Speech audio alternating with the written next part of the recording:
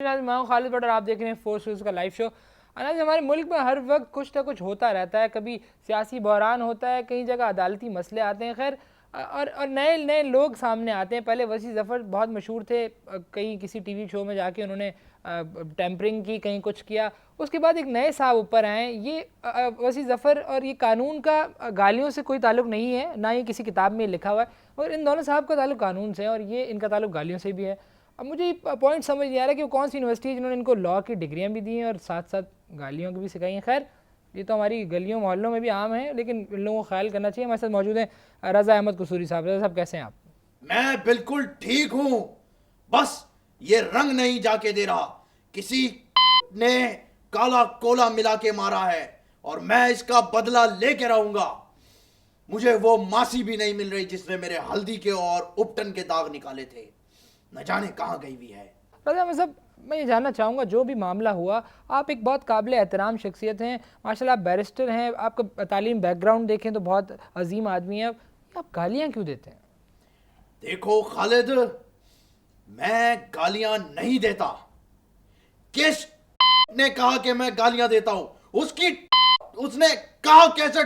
अगर कोई है तो मेरे सामने लेकर आओ, मैं उसको ऐसी की तैसी करके। तो साहब ये जानना चाहता हूँ कि वो साहब जिन्होंने आपके ऊपर ब्लैक रंग फेंका, उनका ये मकसद क्या था और ब्लैक रंग ही क्यों फेंका गया? देखो खालिद, ना तो उसने मुझे कोई ईमेल की, ना ही कोई फैक्स किया कि सर कलर चूज करें। मैं कैसे बता सकता हूं कि उसने काला ही क्यों फेंका? मुझसे उसने पूछा तो नहीं था। कोई वो मेरे घर पे पेंट तो नहीं कर रहा एशियन पेंट यादों के रंग। लेकिन काले फेंकने की जो खुसूसी वजह मुझे नजर आती है वो ये हो सकती है कि मैं खुद सफेद हूं। अगर मुझ पे वो सफेद रंग फेंकता तो वो मर्ज हो जाता।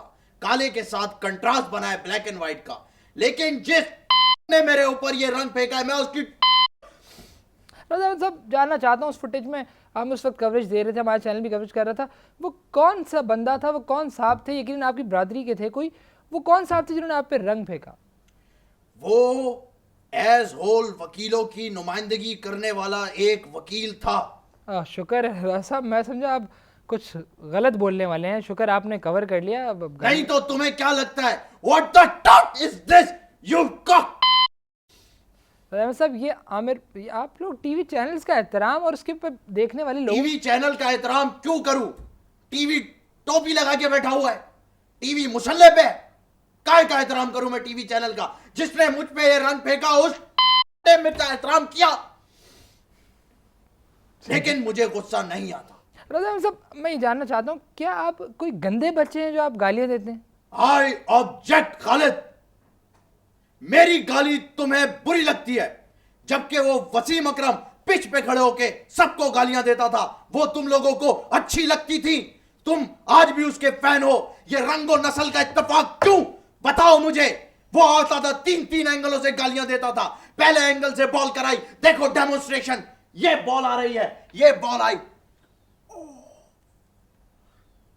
दूसरे एंगल से भी वो गाली देता था।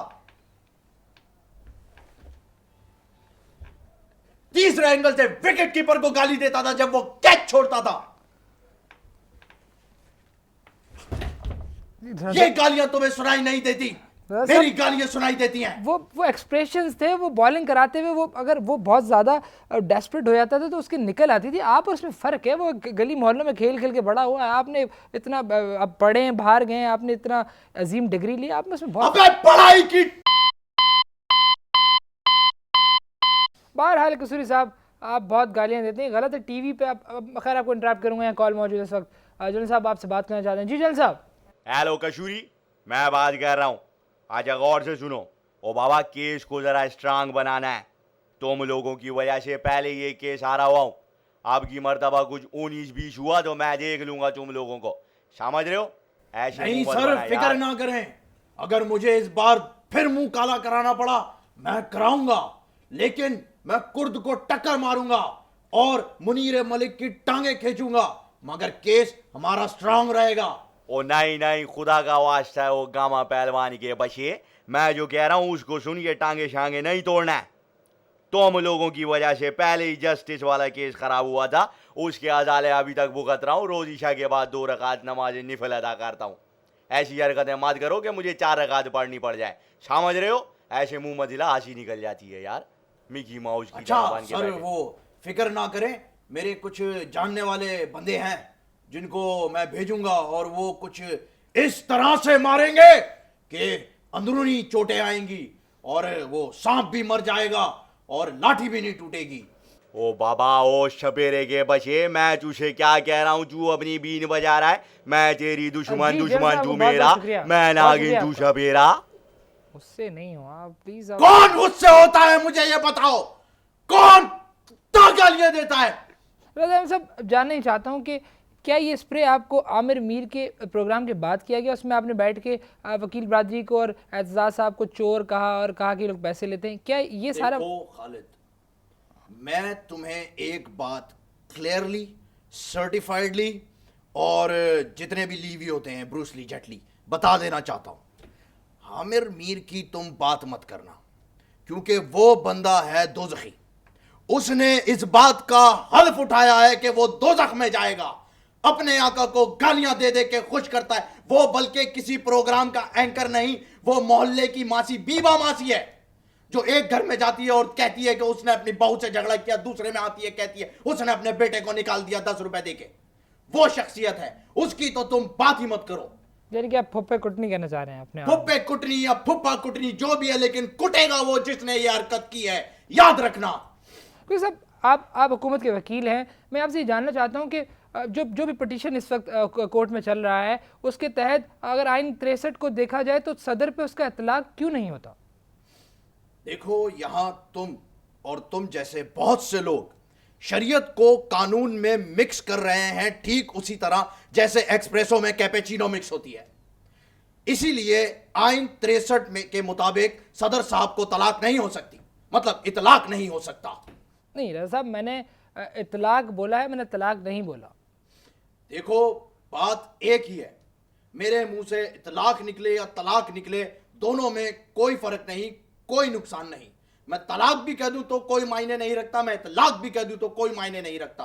लेकिन चैनल की जहां पर बात आती है, तुम्हारे इस मीडिया की जहां पर बात आती है, वहां यह बात खुले अल्फाज में कही गई कि मेरे मुंह पर स्याही फेंकी गई है, जबकि काला किया गया है इसे काला, और मैं इसका बदला लेके रहूंगा। आप मुझ पे क्यों नाराज हो रहे हैं? अबे चुप चुप, तेरी तो। जी नाज़रीन, यहाँ एक छोटा सा ब्रेक लेंगे और ब्रेक के बाद इनसे मजीद बात करेंगे। लेट्स हैव क्या बात करोगे तुम? जी वेलकम बैक नाज़रीन। इस वक्त हमारे पास हुकूमत के वकील मौजूद हैं, रज़ा अहमद कसूरी साहब। कसूरी साहब बहुत अजीम आदमी हैं, काफ़ी पढ़े लिखे इंसान हैं, मगर वसी ज़फ़र की सोबत में रह रह के गालियाँ देना शुरू कर दी। खैर, हम इनसे उस मामले पे बात करें कि इनके मुंह पे स्प्रे क्यों किया गया। तो सब मैं जानना चाहता हूँ कि वो क्या मामले थे जिनकी वजह से आपके मुँह पे कालख मली गई? 1973 के आइन नंबर 52, पेज नंबर 26, सफा नंबर 302, लाइन नंबर 35 के 26वें अल्फाज के तहत मेरा मुंह काला किया गया है, काला, जिसके बदले में मैंने क्या क्या करना है ये मैं तुम्हें अभी नहीं बताऊंगा खालिद भट्ट।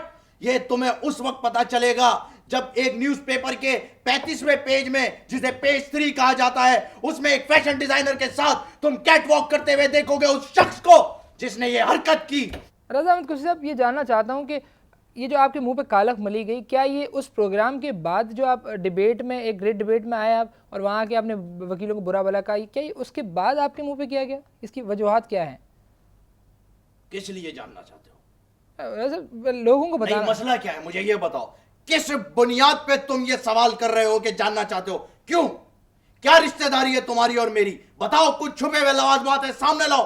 क्यों बताऊं मैं तुम्हें कि क्या वजूहात है? सब एक कौम की हैसियत से मैं सवाल पूछ रहा हूँ। लोग जानना चाहते हैं क्या उस डिबेट की वजह से ये जो वकील साहब थे परेशान थे, आपने वहाँ बैठ के क्या कुछ ऐसे अल्फाज इस्तेमाल किए? कौम की हैसियत से अगर तुम सवाल पूछ रहे हो तो ये कौम है, ये कौम नहीं, ये कौमा है। नहीं खैर, मैं तुम्हें इस बात का जवाब दूंगा, क्योंकि मैं तमाम अवाम को बताना चाहता हूं कि हुआ क्या। यह बात एक सर्द रात की नहीं, बल्कि एक हैबतनाक दिन की है। कड़क धूप थी, मैं अपना रुमाल गाड़ी में भूल गया था। गाड़ी के चारों दरवाजे लॉक थे क्योंकि चाबी ड्राइवर के पास थी। हुआ कुछ इस तरह से कि मुनीर मलिक ने डब्बा खरीदने के लिए पैसे निकाले। एक जज था, जस्टिस तारिक, उसने बताया कि वो कोने वाली दुकान जो है पोपीदा खाला के घर के नीचे, वहां से मिलेगा ये रंग का डब्बा। वहीं से रंग लिया गया और कुर्द ने मोटिवेट किया उस बंदे को जिसने मेरे पे रंग फेंका कि आप जाएं, पीछे हम सब हैं। और मैंने मुड़ के देखा, पीछे कोई नहीं था, तुम भी नहीं थे, मैं भी नहीं था, क्योंकि मैं सामने था और मुझ पे फेंका गया है वो रंग जो कि अभी भी मेरे सर पे बैठा है और मुझसे कह रहा है, काला शाह काला, मेरा काला ही सरदार, गोरिया नु दफा करो। बहरहाल कसूरी साहब, अब जो भी मामला है, आपका मुंह काला किया, इसमें हमारा कोई कसूर नहीं। अब टीवी पे आए हैं, आप लोग देख रहे हैं, आप कोशिश करेंगे आप गालियां कम दें और गुस्सा ना हो। आप थोड़ा सा आप अपनी बात कन्वे करें। आप अगर उन्होंने आपके इस तरह की हरकत की तो आपको अपना ख्याल खुद मैं रखना। और क्या कर रहा हूं यहाँ पे बैठ के? I am okay, I am alright, जी आप फीलिंग बेटर। आपके एक और भाई जो बाय लैंग्वेज आपके बहुत ख्याल है और आपके काफ़ी नज़दीक भी हैं, वसी ज़फ़र साहब इस वक्त कॉल मौजूद है। जी वसी साहब, क्या कहना चाहेंगे? गालियाँ मत दीजिएगा प्लीज़। अस्सलामुअलैकुम जनाब, कैसे हैं? आपने तो माजी के सारे गालियों का रिकॉर्ड तोड़ दिए, खसूसन आपने तो मेरा भी रिकॉर्ड तोड़ दिया है। बस आप भाइयों की दुआएं हैं, वरना हम किस काबिल हैं?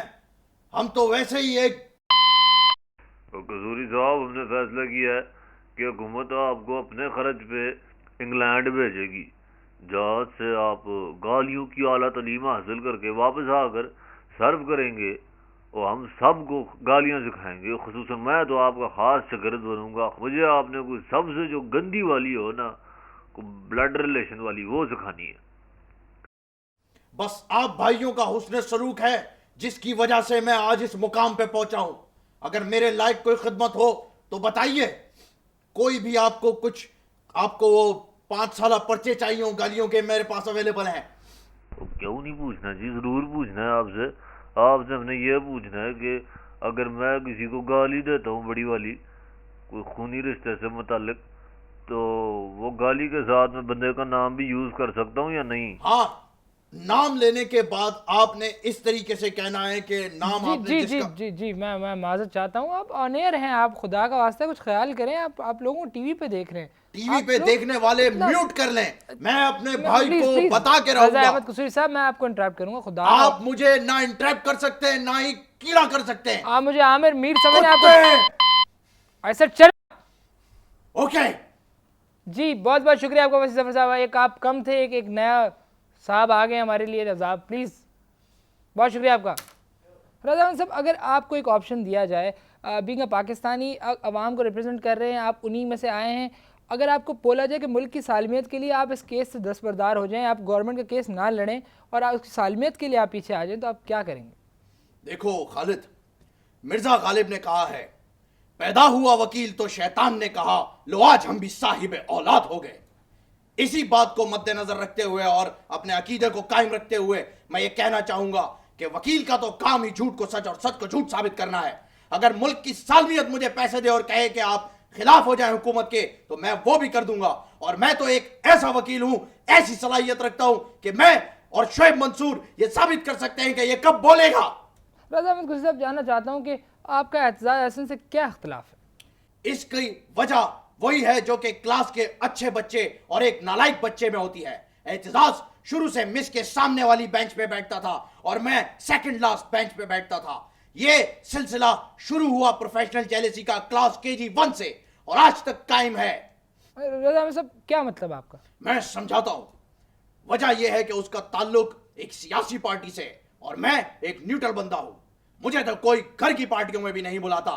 हाँ, अलबत्ता एक मर्तबा पुलिस पार्टी ने मुझे पकड़ा था कुछ हरकत और सकनात की बिना पे। वो मैं मेंशन नहीं करना चाहूंगा, वरना मेरे सियासी और मेरे कानूनी कैरियर में एक ऐसा दाग लग जाएगा जो कि इससे भी बड़ा होगा। और मैं किसी भी और मजीद काले बड़े दाग को बर्दाश्त करने की सिचुएशन में नहीं हूं। रज़ा अहमद कुछ साहब, अगर मैं आपसे कहूं कि मैं उन साहब को, जो भी साहब थे, जो भी लॉयर थे, उनको आपके सामने ले आता हूं, मामला ख़त्म करते हैं, आप उसके साथ क्या करेंगे? मैं उस शख्स से सिर्फ इतना पूछना चाहूंगा कि भाई, मैंने तुम्हारा क्या बिगाड़ा था? मैंने क्या किया था तुम्हारे साथ जो तुमने ये किया? तेरी कैसी हरकत की है तुम? अगर उसको मेरे सामने लेकर मैं उसके साथ, और अगर तू उसको मेरे सामने लाएगा जी रज़ा साहब मैं आपका साथ दे रहा हूँ। रज़ा साहब आप मुझे मार रहे हैं, आपके साथ बहुत गलत हुआ है, बिल्कुल मुख्तार माई वाला किस्सा हुआ आपके साथ। और जी नाज़रीन अब मैं उनके बिल्कुल साथ हूँ, इनके साथ ऐसा नहीं होना चाहिए था, ये बहुत काबिल आदमी है। इनके साथ कुछ अगर मैं किसी उनकी जगह होता, जो भी साहब जिन्होंने इनके मुंह पे कालख मली है, तो मैं यकीनन ऐसा ना करता। That's all from right, over to you Nadia. Good. जिसने भी मेरे साथ ये किया है, मैं उस शख्स को बीच चौराहे पे लाके मैं तेरी रुक तेरी तो रुक रुक रुक रुक मैं एक एक को चुन चुन के मारूंगा जिसने भी ये हरकतें की हैं। छोड़ूंगा नहीं किसी को, एक एक को लाऊंगा मैं यहाँ पर।